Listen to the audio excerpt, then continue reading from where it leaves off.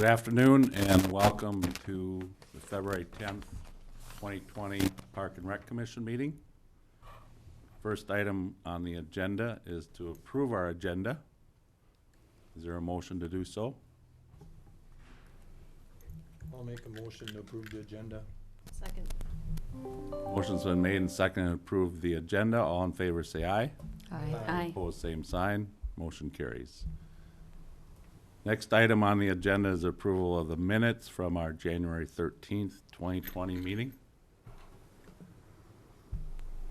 Is there a motion to do so? Motion to approve. Second. Motion's been made and seconded to approve the minutes from the January 13th, 2020 meeting. Is there any discussion? All in favor say aye. Aye. Opposed, same sign. Motion carries. Next item on the agenda is the Park and Rec Department monthly activity report. I'll turn that over to Director Schmitz. Thank you, Vice Chair Skillings and members. You have before you our monthly activity report from the department. I have nothing to add to that activity report, but if there's any questions you may have, we'll try to address those.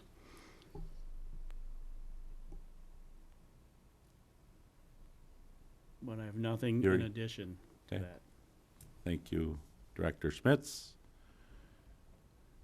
So we'll need a motion to approve that report and order it filed. I'll make a motion to approve it.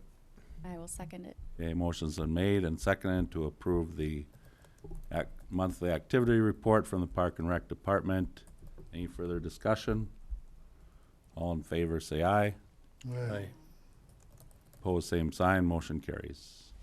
Next item on the agenda is the City Council meetings recap from their last meeting, January 21st. Director Schmitz. Thank you, Vice Chair Skillings and members. The January 21st regular City Council meeting saw them accepted donations that you recommended they accept. And also they accepted a Minnesota Department of Natural Resources grant for $88,352 for emerald ash borer efforts. And also they approved the plans and bidding process for the Herman Heights Renew project and the retaining walls, with bid opening scheduled for February 25th of this month. And then they had a work session, as they normally do after the second meeting of the month. And one interesting item that they discussed during that work session was the potentiality of a New Ulm food and beverage tax. This would probably be a lengthy process if it were ever to be established, but there is a formal process to doing that, as a lot of municipalities in Minnesota have a local food and beverage tax, and there has been some discussion over the past few months to possibly use that additional revenue to assist in funding the Park and Recreation Department operations. So more to come. We'll see what the City Council thinks of that in coming months. February 4th, the regular City Council meeting saw them approve the design option 1 and the bidding process for the Recreation Center Renew projects. They also approved sending out this year's City Services Survey that we've been conducting for the past number of years, a Municipal Services Survey. And then they received a petition and set a public hearing for March 3rd to vacate a portion of Monument Street up in Herman Heights Park in anticipation of the Renew project moving forward, which includes a relocation of portions of Monument Street. And then they received the annual, the 2019 deer hunt summary and authorized the 2020 deer hunt. The municipal deer hunt has been going on for, I think, approximately 20 years now. So that is the City Council activity over the past month related directly or indirectly to the Park and Recreation Department. Thank you, Director Schmitz. Are there any questions? we'll move on then to next item on the agenda is old business and a renew update from our director.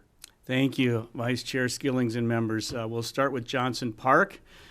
Johnson Park construction continues with about 85% completion, and it will be completed this in coming months. The total cost estimate presently is near $1,350,000, which does not, those funds don't include the right field observation deck, which is going to be reimbursed to the city by the New Ulm Baseball Association. So that's the update on Johnson. Any questions about Johnson Renew? We used all the contingency fund too, huh? Because that was what it was with the contingency fund. I do not think we have used all of the contingency at this point. I don't have those exact details with me, but it appears to be coming in at or near budget. The budget we've been talking about for some time is approximately $1.4 million. Any other questions related to Johnson Renew? Next one would be Herman Heights Park, and the big news is that it's out to bid for prime contractors, and the bid opening is 10 a.m. Tuesday, February 25th, in just a couple of weeks.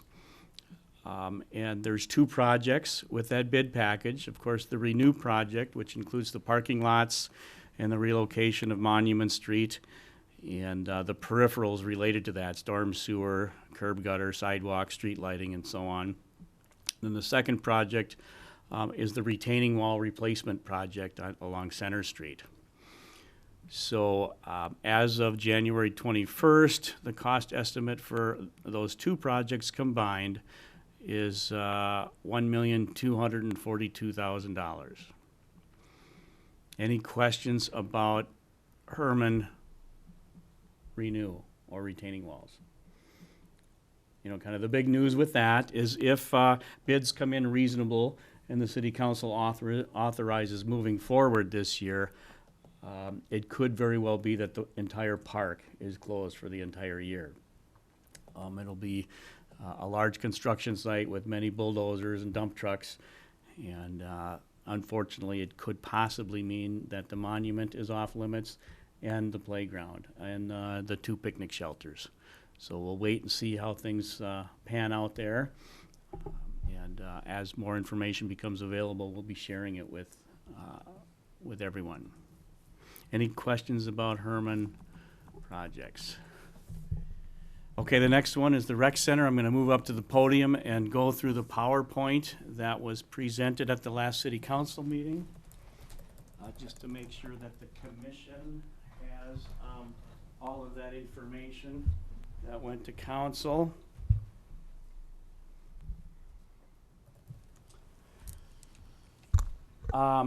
So I think we all realize that the authorized amount is $14.8 million in sales tax bonds through both a local referendum, city council action, and the state of Minnesota House, Senate, and Governor approval. The referendum was in November of 16, and the final approval from the legislature came during the first special session in 2017 when the House, Senate, and Governor agreed on an omnibus tax bill. All these small tax bills, local tax bills, get put into the omnibus tax bill. Cost estimates for the 7 projects were prepared back in 2015 and 2016, and since then construction costs have escalated significantly. And with that information and some other aspects of the Dome project, which is one of the 7 projects, the City Council, upon recommendation by the Renew Oversight Committee, canceled the Dome project. So that is not planned to be in this package. So we presented 2 options through the Renew Oversight Committee to the City Council last week. Option 1 fully meets the user group needs at the rec center, including aquatics improvements, the wellness fitness center, the indoor playground, and the regional gymnastics center. A minimum of $11,500,000 is necessary for construction in order to deliver all 4 of those components in a quality manner. And here is the latest floor plan for those improvements. The dark gray is the field house and racquetball courts and other rooms in the recreation center that will not be affected by renewal. But the white portion includes the new aquatic center, changing the existing pool into the gymnastics center, and expanding the present Herbeck room out for co-located strength and cardio, and then adding a new Herbeck multi-purpose room into the existing women's locker room.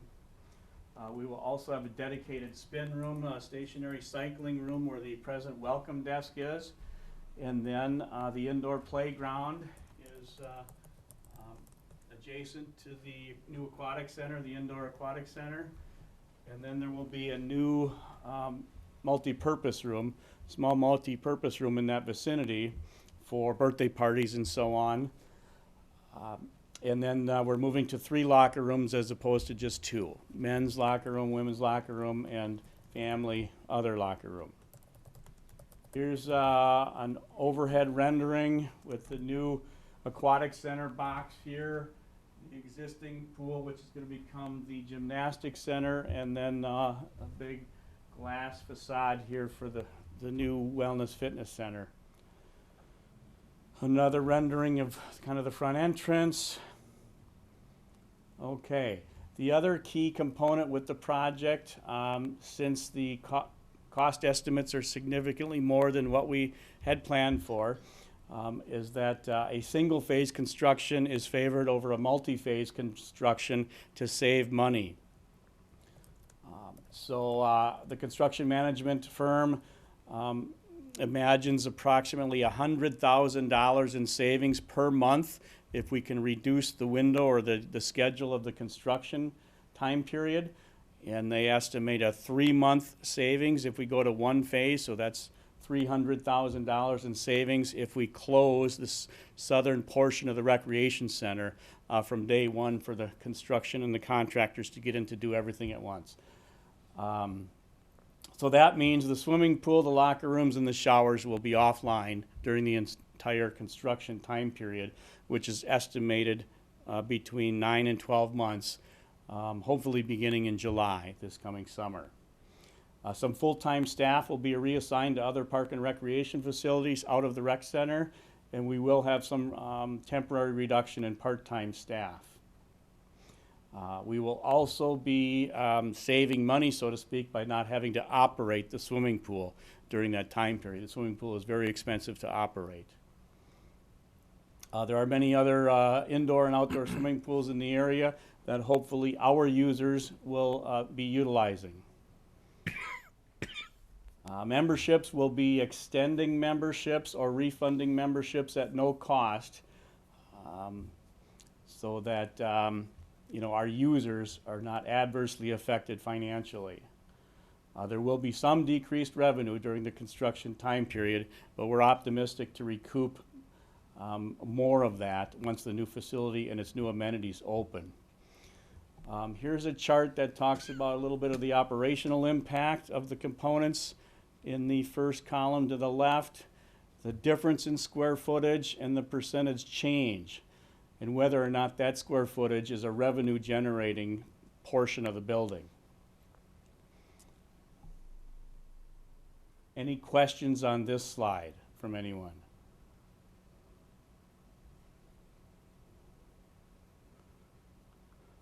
Okay, we're also excited to have this as an addition to an existing building so that we don't have to staff and operationally manage another 4th big building. You know, we've got the recreation center, the civic center, and the community center that are managed by the department. And I'm very happy that we're not adding a 4th building to that.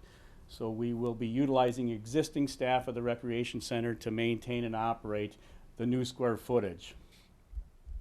With initially not planning to add staff for to operate the additional square footage, except for lifeguards. We will be needing a few more lifeguards. Some of the increased revenue opportunities include the new pool with the new amenities, the indoor playground, which we don't really have one within the region, and then additional multi-purpose party room for renting out, dedicated cycling room. Plan to go 24/7 with the fitness wellness area and probably the field house. And then the gymnastics center is going to bring in a whole nother group of visitors and users, and meets and practices, and of course their big tournaments. We did come up with an option 2, which was deemed unviable, and that's a significant reduction in pool size, and including dropping from 6 lanes down to 3 lanes, basically halving the size of the aquatic improvements in the water area. Significant cuts in the gymnastics center and the playground, putting a playground into 1 or 2 of the racquetball courts with loss of racquetball courts, and reconfiguring those spaces. So here was the potential floor plan, and this hatched line is all the lost square footage to keep it closer to the originally authorized $9.5 million, but even this improvement was just under $10 million. So the City Council chose to go with option 1 for additional positive economic impact and quality of life for the next 50+ years. And this opportunity, as we all know, arises once in a generation, about every 20 years, with our local option sales tax here in New Ulm. And this being number, basically round 2, and back in the year 2000, basically, was our first local option sales tax that built the Civic Center, tripled the community center, and turned Vogel Ice Arena into the field house. So here's kind of the financial picture of where we were in 2015 with some initial planning, where we were last year, and where the numbers are shaking out now, approximately in 2020. The big question was to move from $9.5 million in construction to $11.5 million in construction. There's over $500,000 in interest earnings from our bonds that we sold a couple years ago, and bond premiums. So that's going to help the budgetary picture. So really, this bump of $2 million in construction authorization up to 11.5 might only cost us $600K in the end. Any questions about this slide? So I already talked about the bond interest and premiums, the general fund, the city general fund, which is account number 100. Our bond consultants have said that if we take $1 million out of the city savings account to put towards renew, it would not adversely affect our bond rating, as we sell bonds for construction projects every year, mostly with street and utility type projects. And the Economic Development Authority has said that they may go up to $250,000 in funding to assist with these improvements at the recreation center. And like we talked about, the Herman project bid opening will be later this month, and we'll see what comes at that time with those bids. Some historical information is the fact that the city dipped into the savings account, which we call the fund balance, of over $1 million recently, to purchase 30 acres of land to give the state of Minnesota to keep the battalion headquarters here, the National Guard Armory and Field Maintenance Shop that are going to get newly constructed up off of Highway 14 south of the roundabout in the next couple of years. They also dipped into $1 million in the fund balance to build the Minnesota River Levee on the south portion of Valley Street. And then back in the early 2000s, they dipped into the savings account to the tune of a few $1 million for Renew One, for the local sales tax projects that we completed earlier in the 2000s. So that was the slideshow that we had for the City Council. Any questions related to that? Well, with the Johnson Park project, if we don't spend that contingency fund, that'll probably add 100,000 back, correct? Yes, that would still be in the sales tax coffers and available for any potential needs at the Recreation Center or Herman Heights. Are there any other questions? Thank you, Director Schmitz. So now we'll move on to new business. And first on that agenda is donations. Director Schmitz. Thank you, Vice Chair Skillings and members. Just a few donations offered this past month to the city. 2 of them to the German Park Amphitheater, $50 cash from Harlan Melhop, and $100 cash from James and Christine Olson. And then the second group would be the German Park paver stone and improvements. $200 from Rick and Kathy Van Ronkel, honoring Rick, Kathy, Megan, and Nathan Van Ronkel. So grand total $350 over the past month offered to the city. I recommend you forward it to the City Council for their acceptance. Is there a motion to do so? I'll make the motion. I'll second that Okay, motion. motion's been made and seconded to forward the notification of donations to the Park and Rec Department. Any further discussion? All in favor say aye. Aye. Opposed, same sign. Motion carries. Next item on our new business agenda is the community garden update. Okay, I'm just getting up their PowerPoint. We have the community garden president here, and we are ready for a presentation and update. Thank you.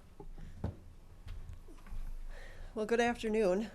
My name is Christine Boggins, and I live at 621 Fender Drive here in New Ulm. I'm the current president of the New Ulm Community Garden. We currently have 6 board members. Jackie is one of them. And then we also have a garden manager, Emily Corbel, who has been with us for a couple years. But most of us on the board have only been on the board for probably 2 years or less, and the majority of us for about 1.5 years. We came on in the fall of 2018.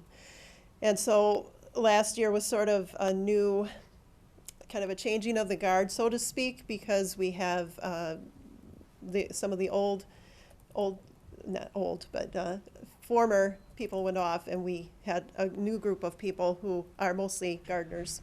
And so we had to learn a bit about the group itself and how it functions, but we are very proud of what we did this past year, and so thank you for allowing me to share some of what we have done this past year with you. So a little bit of history in case you aren't familiar. In the early 2000s, there was a group of people that came up with the putting green, and that group was, they wanted to promote, I think, like ecology and sustainability, and so they came up with a mini putt-putt golf course that kind of taught that through in a fun way. In about 2018, they expanded and added the Growing Green Mini Farm, and it was a collaboration with MRCI. And that continued for a few years until 2013, when they sort of, that disbanded, and then the Putting Green decided to offer that land and make it available to the public, hence the community garden. And those were, as far as I know, the first years that the public was then present, in the garden.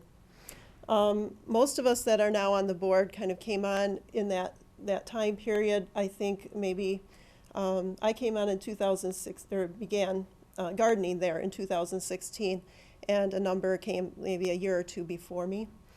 So we did see kind of that transition in 2017. When the Putting Green disbanded, we wondered what was going to happen with the community garden, and those of us that garden were concerned because it was our one place where we could do what we couldn't do in our own backyards. We have a number of people that live in apartments, and so this was a way that they could continue with what they love doing. So we were very thankful when the present board at that time worked out a lease with the city so that we could continue gardening. But then a lot of those people, like I said, they kind of stepped back because they were more involved with the putting green side, and more of us gardeners got involved now on the board. So just a few facts about the garden. We currently, well, I shouldn't say currently, last year we had offered 70 plots, and all those plots were taken. We had 45 different gardeners. Of those 70 plots, we used, I think it was about 6 for food shelf plots. So we grew produce there that was then donated to the food pantry. 2 plots were used with Bridge on Center. We had a collaboration with them last year, and that was part of a grant that comes up here in a little bit. And then so they were used in different ways. We have, each plot is about $40. It's 100 square feet, so it's about 4 feet by 25 feet, which is kind of a long, skinny type of garden, but it works well because then we don't have to step into our gardens. Last year we built, as you can see, like 8 raised beds, which are 4 by 10 feet. And then we also have we had one existing stone raised bed that's 25 by 3 feet. And that one is a bit taller than these. The garden, we want everybody to be successful when they garden, and no matter what their financial status may be. And so we offer tools. We provide mulch for the walkways. We have water stations. And we also even brought in topsoil both in the spring and in the fall. We're trying to build up some of those lower beds so that they don't flood out in the spring. We also offer instruction when possible, whether it be posting things at the garden or offering different programs that might help those gardeners, or just ways of asking questions such as Facebook or just in person. Why might the community garden be a good thing for New Ulm? It's good because it's good for our health and it's good for the environment. With our plants, we encourage the pollinators to continue to thrive, or hopefully come back. And then we have people that are getting outdoors, which can help with just a positive mental state. And also people that grow their own food tend to eat healthier, I would say, and then it's exercise. So last year we applied for 2 grants, and keep in mind once again that we were all very new to the board, so none of us really had experience writing grants. But kudos to our garden manager, Emily. She was involved in both the grants that we applied for, as were a number of other people, but especially Emily. And so we applied first for the Alaina Neighborhood Health Connections Grant, and that one we submitted in February of last year and found out we had received it, or that we were accepted in March. So with the funding that we received from them, we were able to provide programming, which, I talked about that collaboration with Bridge on Center. We wanted our gardeners to be involved with people in the community in that way, and them vice versa. And also it brought in, the programming also brought in the public at times too. We were able to build 8 raised beds, and our goal with that too was to make the lots more accessible to people that maybe otherwise would not be able to garden, the elderly. The ones we put in are not very high. They're well, I don't know, a couple feet tall, but not conducive maybe to somebody in a wheelchair or with a walker. So our goal is that as funds become available, we'd like to build taller ones. But these are definitely, they're definitely better for, they make it easier for people with limited motion to garden. We used them mainly for our food shelf plots last year, but this year we're offering them to people. We have an elderly man who will be utilizing some of them, and one of the ladies will be utilizing that stone one that I mentioned before. We hosted some classes at the garden, which were funded by that grant. So we made bee houses with the DNR, Scott for the DNR, and he also talked about pollinators. We had a yoga session at the garden, brought in somebody from the community, and painted birdhouses and signs, which were then placed around the garden. It adds a lot of color. We had yard games with a New Ulm police officer, and a photography class also offered by someone in the community. And so, you know, there's another collaboration with people within our own community too.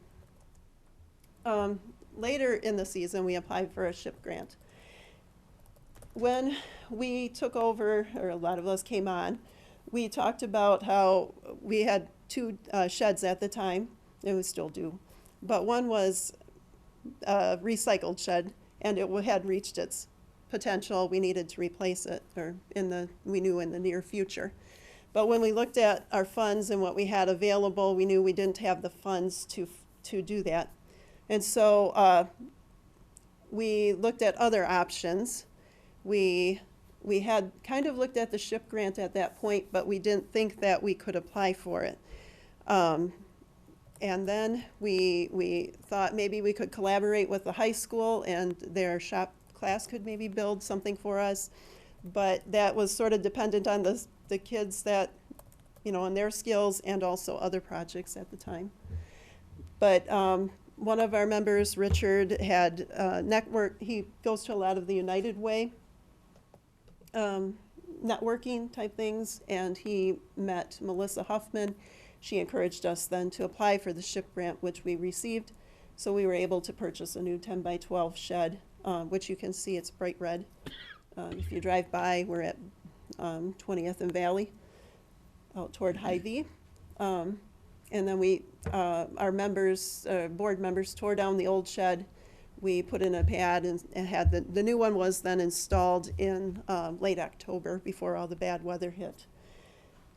As part of this grant, we also applied for a bike fix-it station, and so that was also installed this fall. It's similar to the one that you'll find at the BMX park.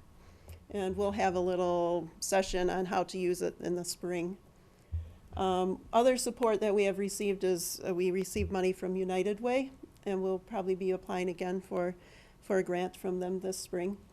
We received wood chips from the city, and also Kraus Tree Service, which we then use in the pathways to keep the weeds down. So some of our highlights, which I've mentioned before or earlier, we filled or leased all our plots, or used all our plots this past season.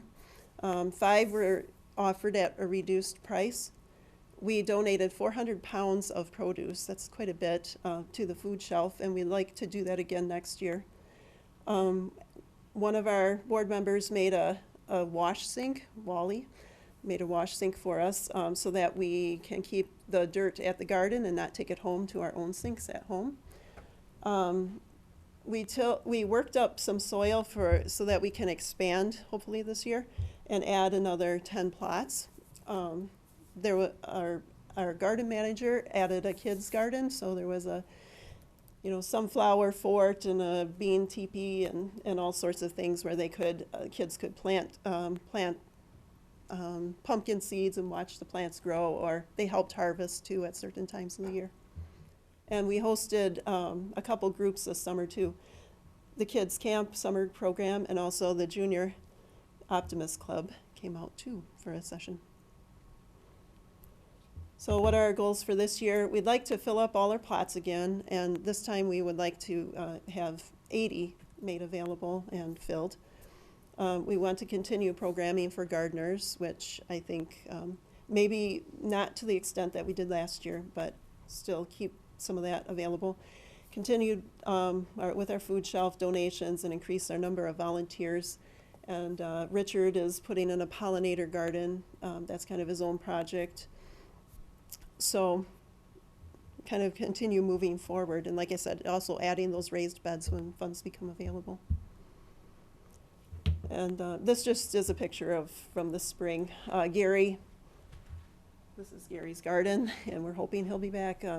It's in the center, so it's really pretty neat. He got his going a lot earlier than the rest of us. Are there any questions? Thank you for giving me the opportunity to share some of what we've done this past year. I appreciate your time. Well, and we appreciate your leadership and your dedication. This takes a lot of effort on behalf of volunteers, and it's clearly helping increase our fruit and vegetable consumption in our community. And I know it's gone through a lot of transition, so thanks for your continued effort and leadership. You're welcome. Thank you, Christine. Very impressive. Thank you. Anyone else have any questions or comments? Okay, thank you. So the next item on our new business agenda is the New Ulm Area Foundation grant application. Director Schmitz. Thank you, Vice Chair Skillings and members. You have before you a recommendation from me to go ahead and forward on to the City Council soliciting their authorization to apply for a grant to the New Ulm Area Foundation for up to $5,000 for historic and environmental interpretive signage in Riverside Park. The Riverside Development Advocacy Group, or their acronym is RDAG. They came out of the Chamber of Commerce 2020 Visioning series. They continue to push for improvements in utilization along the Minnesota River Valley, including Riverside Park and other portions of our Minnesota River Valley. And part of that includes the Environmental Learning Center that operates out of the Riverside Park building under the leadership of Ron Bolden. And I think we all realize that in this year's budget, there's funds to add accessibility to that building, the former Franklin Schoolhouse, to construct a ramp and then a deck plaza area on the rear side of the building facing the river to provide accessibility into the building. And there's a desire that deck will be used as an outdoor learning center, also as an outdoor learning classroom, among other things. And so there's a desire to create and place some interpretive signage in portions of that deck area and possibly elsewhere in the park. So at this point, it's just working towards authorization to apply for that grant, that the City Council has to authorize allowing us to apply for that grant. So we have in the packet the blank application from the New Ulm Area Foundation, and I would recommend that you authorize this to move on to the City Council for their blessing to apply for a grant. Director Schmitz, may I ask a question? Does the grant require any matching funding, or will the request for the grant be to fund the total amount of the?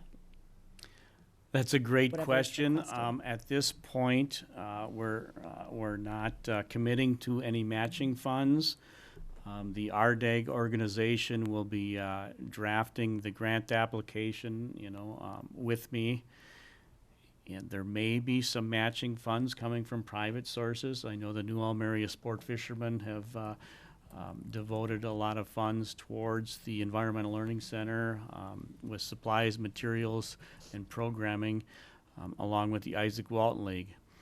So there may be some matching funds proposed in the grant application. But at this point, we just want authorization to apply for the grant, and then those exact details will be ironed out. Commissioners, do you want to recommend authorization? I'll motion to approve applying for the grant. Okay, motion's been made and seconded to recommend to the City Council that the Park and Rec Department apply for this grant for Riverside Interpretive Center. Any further discussion? All in favor say aye. Aye. Opposed, same sign, motion carries. Next item on the new business agenda is a Herman plaque donation. Director Schmitz? Thank you, Vice Chair Skillings and members. I have been approached by a Ross Pollard with a request to donate a sculpted bas relief solid bronze portrait of Herman on a 9-inch by 12-inch outdoor plaque. And you can see in the attachments here some preliminary design that he is looking at and some of his past work. So I think that begins on page 13 of 17 in the packet. There's 3 pages of other sculpted plaques that he has prepared for other organizations. And then page 16 shows one possibility of just a very preliminary design for that sculpted plaque. And so before anything is authorized to move forward, we certainly don't want Ross to put in any extra time to this until it's been authorized. He doesn't want to make this unless the city is willing to accept it and then display it. Director Schmitz, just a quick question on this. It's very kind of Mr. Puller to make this offer of this donation. Does the city have regulations around signage of welcoming or identifying the name of the park? And would we still have that signage to identify the park and its location? And then this would be a decorative welcome sign as well? Or would this be the welcome sign, just given its size?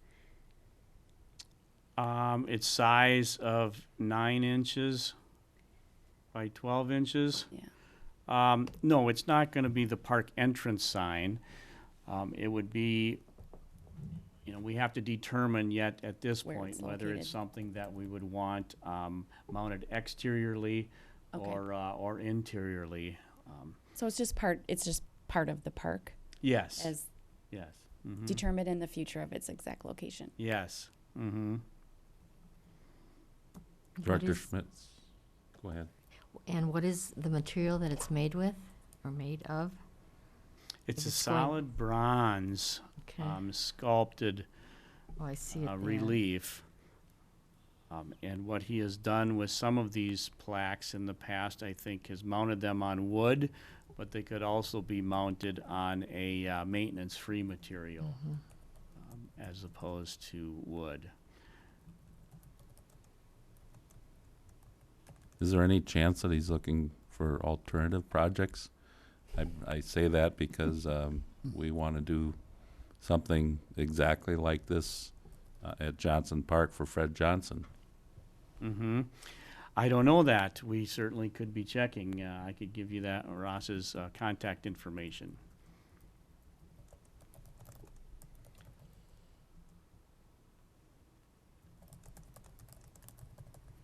And so we're looking tonight for a recommendation of the city council to accept this donation. Yes, yes. Okay. That would be my recommendation. Okay. Commissioners? I'll make the motion to approve or to recommend that the city council accept this as a donation to be posted in Herman Heights Park. I'll second that. Motion's been made and seconded to recommend that the city council accept this donation from Mr. Pollard regarding Herman and placing it at Herman Heights Park. Is there any further discussion? All in favor say aye. Aye. Opposed, same sign. Motion carries. Next item on the agenda is staff reports. Director Schmitz? Thank you, Vice Chair Skillings and members. I do not have anything in addition to what's been published here in the monthly staff update. I'm certainly happy to discuss any of the particular items. There's kind of a lot of things that have been completed, a number of other projects that are in process, and then a group of projects that are still in the idea phase. So I have nothing to add to that updated report. I have a question, and I don't know if this is the correct committee on there was the art wall, which I don't know where that's at. That storage building was gonna be destroyed, or is it because of the art on the wall, or is it because the building's old and needs to be taken down? Mhm. And where is this? Yeah, that's a great question. Art Wall Park is one of our approximately 40 parks along the bicycle trail, the recreational trail, adjacent to our soccer field, which is New Ulm north of Miller Park baseball stadium, and New Ulm east of Johnson Field and Johnson Park, below the hill east towards the Minnesota River from the community center. The art wall is basically a concrete block wall in which graffiti art is allowed and even encouraged. And there's been a storage building there for quite some time, and that storage building has fallen into disrepair and is actually unnecessary for our needs. So we have been authorized by the City Council to remove that building, and that building will be eliminated sometime this year.